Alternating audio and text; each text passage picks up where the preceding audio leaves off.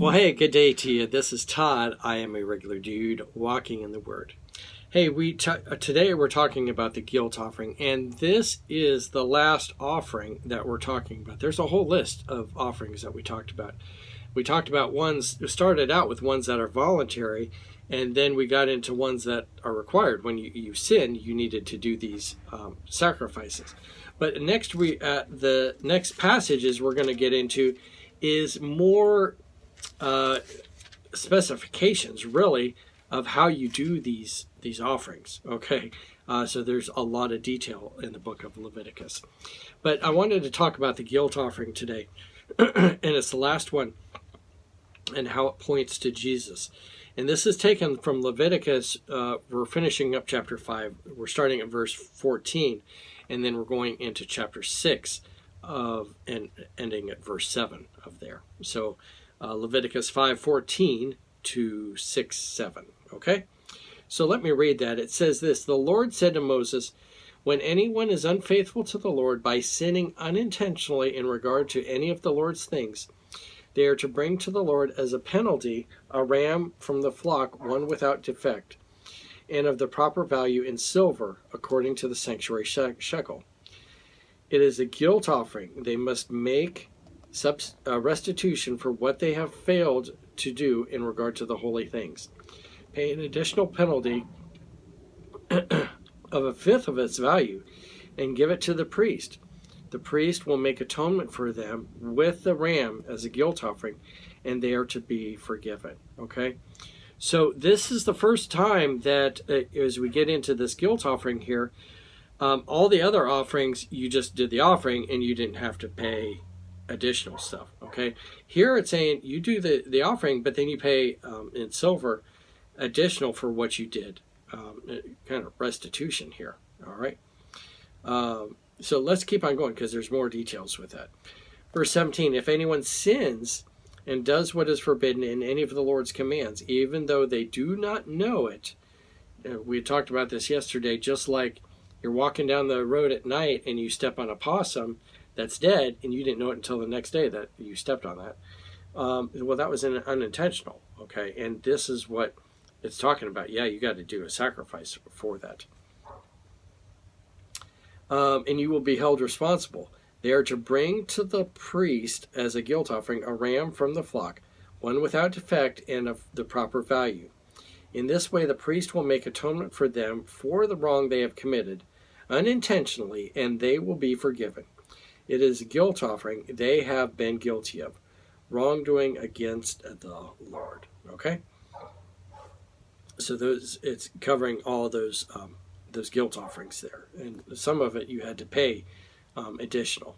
All right, let's keep on going through chapter 6 here. "The Lord said to Moses, if anyone sins and is unfaithful to the Lord by deceiving a neighbor about something entrusted to them, or left in their care, or about something stolen, or if they cheat their neighbor, or if they find lost property and lie about it, or if they swear falsely about any such sin that the people may commit.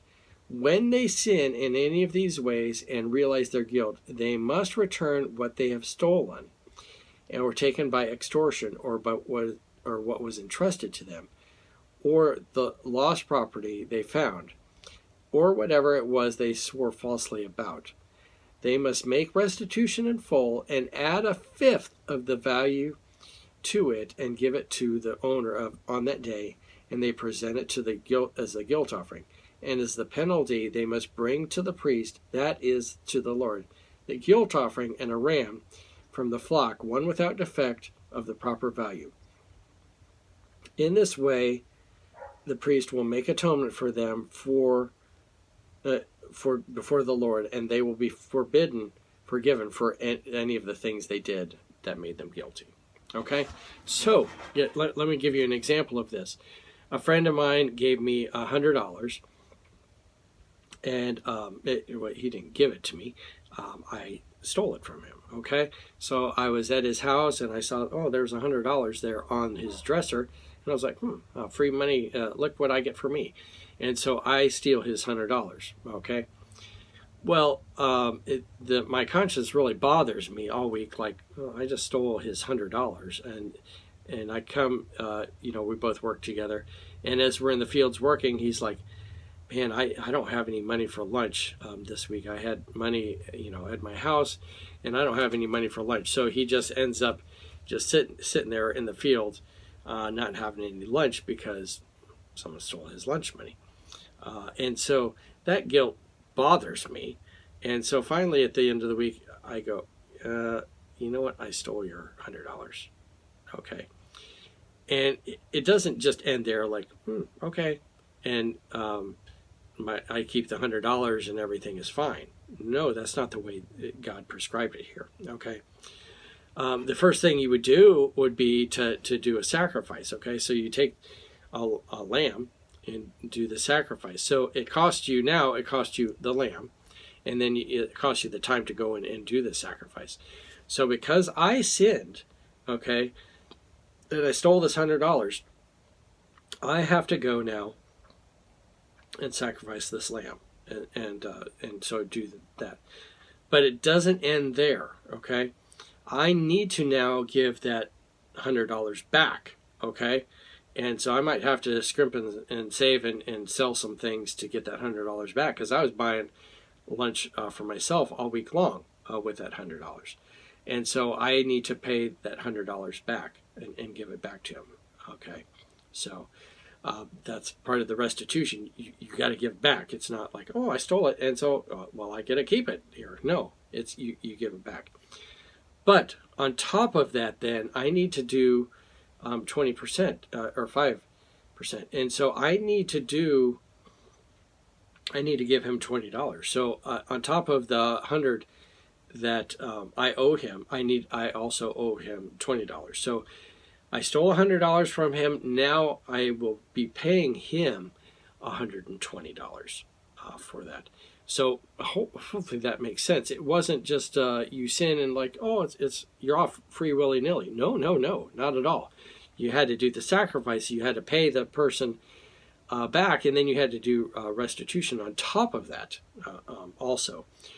So crime did not pay back then. You think of criminals getting away with stuff today, and how the laws have changed with all that, and people getting away with all this stuff. Well, back here at this time, God had provisions for that. Like if you stole something in that case, you had to pay it back, and there was restitution involved with it.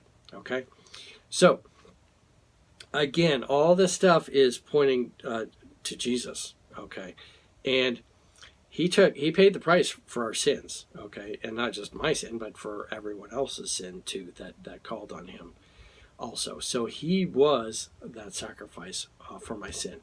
When I steal from someone today, I don't have to go and kill a lamb for that, but I do need to ask God for forgiveness. All right, so hopefully that makes sense here, and that ends the offerings. Now we're going to get into more details about those offerings, but if you count them all up, that's quite a few offerings that we've talked about here. So I want to thank you for being with us today. I'm just a regular dude walking in the Word, and I look forward to seeing you tomorrow as we continue our journey through Leviticus. Lord's blessing. I'll see you then.